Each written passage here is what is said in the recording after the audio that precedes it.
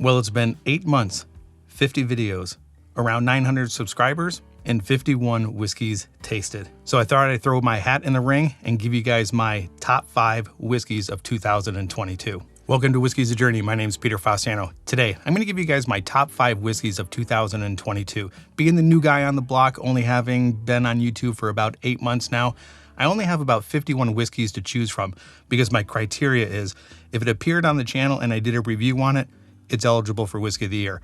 Also, because I'm whiskey promiscuous, I have 5 categories that I'm going to be choosing my whiskeys from. And before I start, I wanted to give a shout out to everybody that has been clicking on the videos, leaving comments, liking the videos, sharing them, doing all those things that YouTubers want you to do to have a successful channel. You guys are doing it. And even those people that are giving me a thumbs down on videos, I still appreciate the interaction. And I gotta tell you, 2022 has been a wild journey. I never thought I would actually be getting into whiskey as much as I am, and I'm really enjoying it. And it's, again, thanks to you guys that I have this platform to share the information out there with you. All right, let's go ahead and jump into this. My first category is going to be Japanese whiskey. My Monday series, I just started the Japanese series. I only have 3 posted right now. So those 3, I've narrowed it down to my top 2. And my top 2 are the Yamazaki 12 and the Hibiki Harmony. I have 2 for every category, and I'm gonna let you guys know why I'm going to eliminate one and keep the other. If you guys are familiar with my channel, you're gonna know where I'm gonna go with this one. I am going to eliminate the Hibiki. And the reason why I'm eliminating the Hibiki, it's not because of the price. The price point on this is much better than the Yamazaki 12. The reason why I'm getting rid of the Hibiki is because of the smoky element. There is a tiny touch of smoke in here that for me doesn't necessarily hit the mark all the time. There is nothing wrong with this at all. I like this very much. But if I'm gonna have to eliminate one, I'm gonna eliminate this because of the smokiness, which leaves the Yamazaki 12. Now, the reason why I'm choosing the Yamazaki 12 as my Japanese whiskey of the year is because of all of the light fruit notes that are in here. I get apricot, apples, pear, a little bit of a peach note, and I also have the honeys and the vanillas that are in here. Absolutely fantastic. So this is gonna be my top whiskey of the year for 2022 for Japanese. All right, moving on to my next category. This is going to be my American single malts. I started out my channel at Robert's house doing a tasting with American single malts and putting up against Glenfiddich 12, and then jumped into my reviews. I narrowed it down to 2 American single malts, and those are Westland and Dahlbeck, the Dahlbeck Classic, and just the standard Westland single malt. Of these 2, I have purchased multiple expressions from each of these distilleries. I'm from Phoenix, Arizona. Dahlbeck is down in Tucson, so I kind of have a tendency to go towards this, but I'm also liking what Westland as a distillery is actually doing up there in Seattle, Washington. So if I'm going to eliminate one of them, unfortunately, I'm going to eliminate the Dahlbeck. And the only reason why I'm doing that would be the fruity notes to this. A little bit too sweet compared to this. So let's set this off to the side and let you know why I kept Westland. The notes that I get in here are not consistent, and it's not consistent in a bad way. I keep getting more and more out of this each time I'm tasting it. I get a little bit of a darkness, a little bit of heftiness to this that I'm not getting in the Dahlbeck. Every once in a while, I pick up on chocolate and coffee and tobacco notes, and it's because of those specific notes I'm going with the Westland. All right, moving on to my next category. My next category is going to be Irish whiskey, just the umbrella of Irish whiskey. So the 2 that I narrowed down in my whiskey journey with Irish would be Dingle Single Malt and the Bushmills 16 Single Malt. Now, it's just a coincidence that these are the single malts, but you're gonna see a theme here.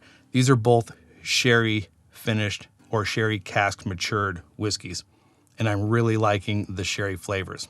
So there can only be one, so which one am I going to eliminate?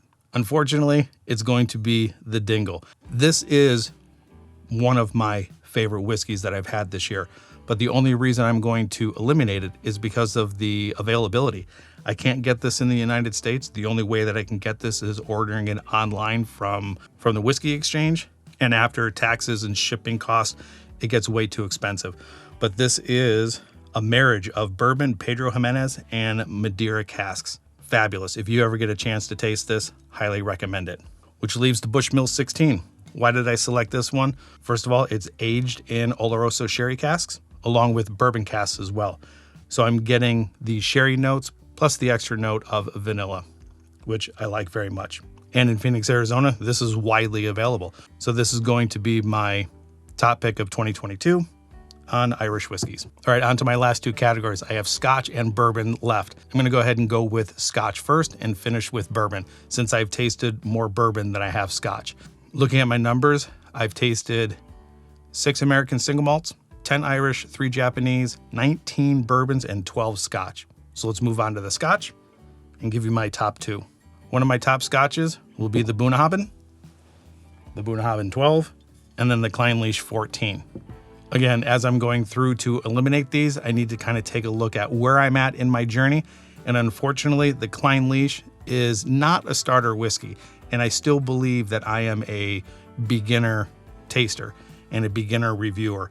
So for that reason only, I'm going to eliminate the Clynelish 14. It's a fantastic whiskey. I am just not there in my journey to be able to confidently break this thing apart. So unfortunately, this one gets eliminated, but it's fantastic. Bunnahabhain 12. So why did I keep this one? Again, the common theme here, sherry casks. This is a sherry bomb. It's wonderful on the palate. You get those dark, rich plums, figs, dates, all those dark fruits, an absolute fantastic single malt Scotch, and readily available in Phoenix, Arizona. All right, so now we're down to one whiskey left for 2022, and that's my bourbons. Of the 19 bourbons that I've tasted, 2 of them stuck out to me the most, and those are, and this might be surprising, Jack Daniel's Single Barrel Proof, and then the Elijah Craig Batch C922. These are 2 powerhouses of bourbons. I was shocked when I actually got into these, how different they are and how good they are. It was very difficult for me to settle on one bottle. And here are your choices. You're either in the camp of banana or cherry. To me, every time I open this one up, and I actually picked up a second bottle, this one has the proof of 127.2. The other one I have on the shelf is 132. And I gotta tell you, the banana note that I'm getting in these, along with the caramels and the brown sugars, are fantastic.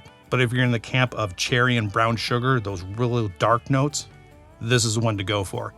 So because I have to keep one, I am going to eliminate the Elijah Craig Barrel Proof. And the only reason why I'm going to eliminate this, not because I didn't like it, because it was absolutely fantastic, the price and the availability of this, $83.99, available pretty much one time a year, allocated in Phoenix, Arizona. It's very difficult to get this. And for that reason and that reason only, I'm going to eliminate this. And I am absolutely shocked that I'm going to put the Jack Daniel's Single Barrel Proof as my top bourbon of the year. It's $65. It's readily available. You have multiple expressions at different proof points. You get the Banana Foster's note in this. It's creamy. The proof point is on point. The vanillas, the brown sugars, the caramel, everything's here. Now, of course, this is my list. I would be extremely interested in hearing from you guys what you guys think of the list. What are your top 5 whiskeys that you've had in 2022?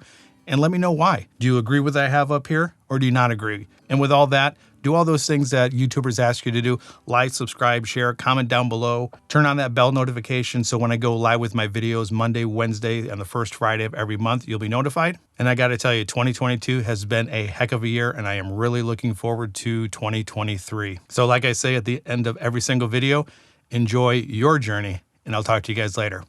Bye.